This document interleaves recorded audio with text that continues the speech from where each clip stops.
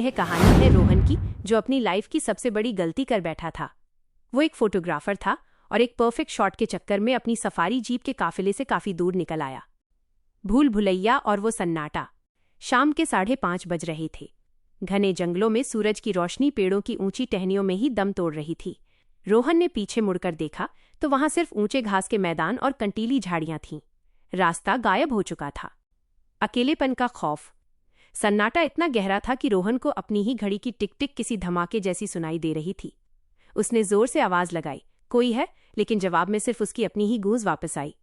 तभी अचानक कहीं से एक लंगूर के चिल्लाने अलार्म कॉल की आवाज आई। जंगल का नियम है, अगर लंगूर चिल्लाए तो समझो आसपास कोई शिकारी है। जब शिकारी पास था, रोहन का गला सूख गया। उसे लगा जैसे झाड़ियों के पीछे से कोई उसे देख रहा है। वो जितना तेज चलने की कोशिश करता, उसे अपने पीछे किसी और के कदमों की आहट सुनाई देती। डर का मंजर। हर हिलती हुई पत्ती उसे किसी तेंदुए का पंजा लगने लगी। ठंड और पसीना। मौसम ठंडा था, लेकिन डर के मारे रोहन के माथे पर पसीना चमक रहा था।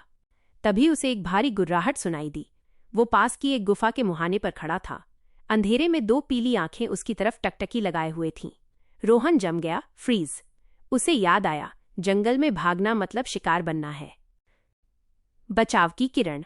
उसने अपनी जेब से अपना कैमरा फ्लैश निकाला और अंधाधुंध बटन दबाने लगा। तेज सफेद रोशनी के धमाकों ने उस जानवर को चौंका दिया और वो पीछे हट गया। उसी वक्त दूर से एक सर्चलाइट की रोशनी पेड़ों के बीच से छनकर आई। फॉरेस्ट गार्ड्स की जीप का सायरन गूंजा। रोहन जमीन पर गिर पड़ा, उसकी आंखों में आंसू थे। जब गार्ड्स ने उसे उठाया तो उन्होंने देखा कि जिस पेड़ के पास रोहन खड़ा था, वहां ताजा बाघ के पंजों के निशान थे।